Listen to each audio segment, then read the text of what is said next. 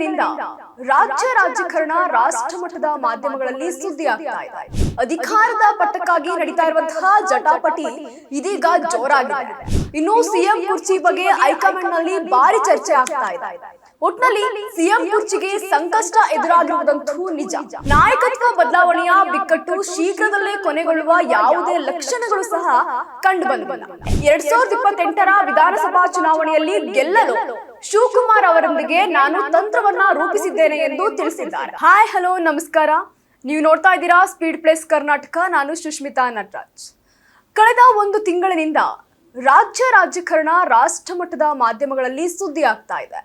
ರಾಜ್ಯದಲ್ಲಿ ನಡೀತಾ ಇರುವಂತಹ ಕುರ್ಚಿ ಕದನ, ರಾಜಕಾರಣಿಗಳ ಹೇಳಿಕೆ, ಟೀಕೆಗಳು ಬೇರೆ ಬೇರೆ ಆಂಗಲ್ನಲ್ಲೇ ಚರ್ಚೆ ಆಗ್ತಾ ಇದ್ದು, ಸದ್ಯ ಕರ್ನಾಟಕದಲ್ಲಿ ಭಾರಿ ಸದ್ದು ಮಾಡ್ತಾ ಇರುವಂತಹ ಸಿಎಂ ಕುರ್ಚಿ ಫೈಟ್, ಅಧಿಕಾರದ ಪಟ್ಟಕ್ಕಾಗಿ ನಡೀತಾ ಇರುವಂತಹ ಜಟಾಪಟಿ ಇದೀಗ ಜೋರಾಗಿದೆ. ಇದರ ನಡುವೆ ಸಿಎಂ ಡಿಸಿಎಂ ಬ್ರೇಕ್ಫಾಸ್ಟ್ ಮೀಟಿಂಗ್ ಕೂಡ ನಡೆಸಿ ಸುದ್ದಿಗೋಷ್ಠಿಯನ್ನು ಸಹ ನಡೆಸಿದ್ರು. ಆದ್ರೂ ಕೂಡ ಸಿಎಂ ಕುರ್ಚಿ ಕಾಳಗ ಇನ್ನೂ ಸಹ ನಿಂತಿಲ್ಲ ಅನ್ನೋದು ಮಾತ್ರ ಸತ್ಯ. ಇನ್ನು ಸಿಎಂ ಕುರ್ಚಿ ಬಗ್ಗೆ ಹೈಕಮಾಂಡ್ ನಲ್ಲಿ ಭಾರಿ ಚರ್ಚೆ ಆಗ್ತಾ ಇದೆ. ಒಟ್ನಲ್ಲಿ ಸಿಎಂ ಕುರ್ಚಿಗೆ ಸಂಕಷ್ಟ ಎದುರಾಗಿರುವುದಂತೂ ನಿಜ. ಇತ್ತ ಸಿಎಂ ಸ್ಥಾನವನ್ನ ಸಿದ್ದರಾಮಯ್ಯ ಹಸ್ತಾಂತರ ಮಾಡ್ತಾರಾ ಅನ್ನುವ ಅನುಮಾನಗಳು ಸಹ ಸದ್ಯ ಮೂಡ್ತಾ ಇವೆ. ಇನ್ನು ಇದರ ನಡುವೆ ಈ ಎಲ್ಲಾ ಸಮಸ್ಯೆಗೆ ಸಿಎಂ ಇದೀಗ ಉತ್ತರ ಕೊಟ್ಟಿರುವಂತದ್ದು.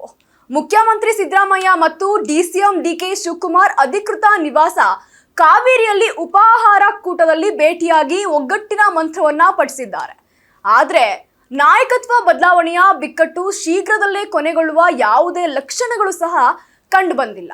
ಅಧಿಕಾರ ಹಂಚಿಕೆ ಒಪ್ಪಂದದ ಕುರಿತು ಎಕ್ಸ್ಪೋಸ್ಟ್ಗಳೊಂದಿಗೆ ಸಾಮಾಜಿಕ ಮಾಧ್ಯಮದಲ್ಲಿ ಹೋರಾಟವನ್ನ ಆರಂಭಿಸಿರುವಂತಹ ಇಬ್ಬರು ಸಹ ಡಿಸೆಂಬರ್ 18ರಂದು ಬೆಳಗಾವಿಯಲ್ಲಿ ಪ್ರಾರಂಭವಾಗುವ ಕರ್ನಾಟಕ ವಿಧಾನಸಭೆಯ ಜಂಟಿ ಅಧಿವೇಶನದ ಹಿನ್ನೆಲೆಯಲ್ಲಿ ಕಾಂಗ್ರೆಸ್ ಪಕ್ಷ ಹೈಕಮಾಂಡ್ ಒತ್ತಾಯದ ಮೇರೆಗೆ ಕದನ ವಿರಾಮವನ್ನ ಘೋಷಿಸುವಂತದ್ದು. ಇನ್ನು 5 ವರ್ಷಗಳ ಕಾಲ ಮುಖ್ಯಮಂತ್ರಿಯಾಗಿ ಮುಂದುವರಿಯುತ್ತೇನೆ, ಆದ್ರೆ ಪಕ್ಷದ ಹೈಕಮಾಂಡ್ ನಿರ್ಧಾರಕ್ಕೆ ಬದ್ಧನಾಗಿರ್ತೇನೆ ಎಂದು ಸಿದ್ದರಾಮಯ್ಯ ಪರೋಕ್ಷವಾಗಿ ಹೇಳಿಕೆಯನ್ನ ನೀಡಿದ್ದಾರೆ. ಇದಲ್ಲದೆ 2028ರ ವಿಧಾನಸಭಾ ಚುನಾವಣೆಯಲ್ಲಿ ಗೆಲ್ಲಲು ಶಿವಕುಮಾರ್ ಅವರೊಂದಿಗೆ ನಾನು ತಂತ್ರವನ್ನ ರೂಪಿಸಿದ್ದೇನೆ ಎಂದು ತಿಳಿಸಿದ್ದಾರೆ. ಇನ್ನು 2028ರ ವಿಧಾನಸಭಾ ಚುನಾವಣೆಗಳು ಮತ್ತು ಮುಂಬರುವಂತಹ ಸ್ಥಳೀಯ ಸಂಸ್ಥೆಗಳ ಚುನಾವಣೆಗಳು ನಮಗೆ ಬಹಳ ಮುಖ್ಯ.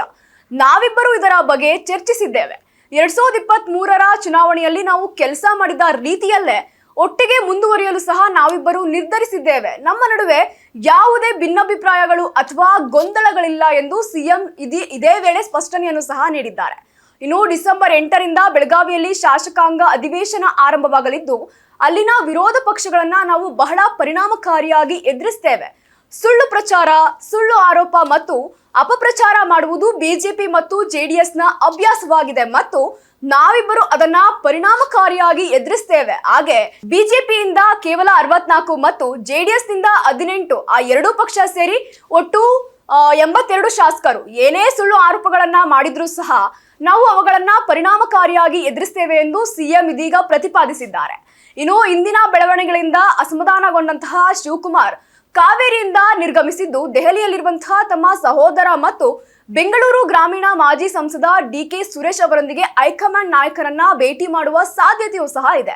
ಅಧಿವೇಶನದ ಸಮಯದಲ್ಲಿ ಕಾಂಗ್ರೆಸ್ ಸರ್ಕಾರದ ಮೇಲೆ ಪರಿಣಾಮ ಬೀರುವಂತಹ ನಾಯಕತ್ವದ ಬಿಕ್ಕಟ್ಟಿನಿಂದಾಗಿ ಅವಿಶ್ವಾಸ ನಿರ್ಣಯ ಮಂಡಿಸುವುದಾಗಿ ಬಿಜೆಪಿ ಎಚ್ಚರಿಸಿದ್ದು, ಸಿಎಂ ಮತ್ತು ಡಿಸಿಎಂ ಇಬ್ಬರು ಅದನ್ನ ಎದುರಿಸಲು ಸಿದ್ಧ ಎಂಬ ಸಂದೇಶವನ್ನ ರವಾನಿಸಿದ್ದಾರೆ. ಇನ್ನು ಜಂಟಿ ಪತ್ರಿಕಾಗೋಷ್ಠಿಯಲ್ಲಿ ಸಿದ್ದರಾಮಯ್ಯ ಮತ್ತು ಡಿಕೆ ಶಿವಕುಮಾರ್ ಇಬ್ಬರು 2028ರ ವಿಧಾನಸಭಾ ಚುನಾವಣೆಗೆ ಕಾರ್ಯತಂತ್ರದ ಬಗ್ಗೆ ಚರ್ಚಿಸಿದ್ದೇವೆ ಎಂದು ಸಮರ್ಥಿಸಿಕೊಂಡಿದ್ರು. ಇನ್ನು ವಿಧಾನಸಭಾ ಅಧಿವೇಶನದ ಹಿನ್ನೆಲೆಯಲ್ಲಿ ಗೊಂದಲವನ್ನ ನಿವಾರಿಸಲು ಹೈಕಮಾಂಡ್ ನಮ್ಮನ್ನ ಸಹ ಕೇಳಿದೆ ಮತ್ತು ನಾಳೆಯಿಂದ ಯಾವುದೇ ಗೊಂದಲ ಇರೋದಿಲ್ಲ ಎಂದು ಹೇಳಿಕೊಂಡಿದ್ದಾರೆ.